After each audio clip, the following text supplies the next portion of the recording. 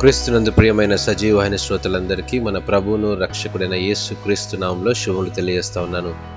విధేయతలో మాదిరి అనే అంశాన్ని ఈరోజు మనం ధ్యానించుకుందాం. మీలో ఈ సత్క్రియను ఆరంభించిన వాడు యేసు క్రీస్తు దినం వరకు దానిని కొనసాగించును. ఈ మాట ఫిలిప్పీలకు రాసినటువంటి పత్రిక 1వ అధ్యాయం 4వ వచనంలో వ్రాయబడి ఉంది. మనం చూడగలిగినా లేకున్నా దేవుడు మనందరి ఎడల తన కార్యములు జరిగించును. ఈ మాటలు మీరు నమ్ముతున్నారా? మీరు నమ్మినా నమ్మకపోయినా ఈ మాట వాస్తవం. దేవుడు నాకేమి చేయలేదు, దేవుని వల్ల నాకేమీ లాభం లేదు, అసలు దేవుడే ఉంటే నాకెందుకు ఇలా జరిగేది అని ఆలోచించే వారిలో మనం కూడా ఉన్నాం. ఏదైనా మ్యాజిక్ జరిగిపోయి అన్ని సమస్యలు ఒకేసారి పరిష్కారం అయితే బాగుండు అనే ఆలోచన మనలో ఎవరికి ఉండదు చెప్పండి?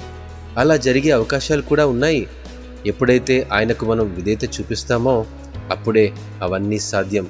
తట్టుకోలేని బాధ కలిగినప్పుడు, మెలిపెట్టే శ్రమ కలిగినప్పుడు ఇలా ఎందుకు జరిగింది, నాకే ఎందుకు జరిగింది అనే ప్రశ్నలు వేసుకోవడం కంటే ఆ సమస్య నుండి దేవుడు ఎలా తప్పిస్తాడో ఓపికతో వేచి చూస్తే ఆ అనుభవంలో ఉన్న సంతృప్తి మరోలా ఉంటుంది.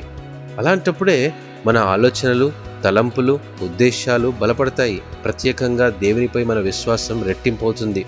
మన వ్యక్తిత్వం రూపాంతరం చెందుతుందని నేను అంటాను. ఆయన మన వ్యక్తిత్వాన్ని తన కుమారుడైన క్రీస్తు వ్యక్తిత్వం వల్లే మార్చడానికి అనుదినం పనిచేస్తున్నాడు. ఆయన తన పని పూర్తయ్యే వరకు శ్రమిస్తాడు. ఆ విషయంలో ఎటువంటి సందేహం లేదండి. ఆరంభించిన వాడు ఆనందంలో నడిపిస్తూ అంతం వరకు నడిపించేవాడు ఆయనే గనుక ఆయనకు సహకరించుటయే మన యొక్క విధి. మనం చేయవలసిన అతి సులువైన పని ఏమిటంటే విధేయతతో క్రీస్తును అనుసరించి ఆ వెలుగును మన జీవితాల్లో కలిగి ఉండడమే.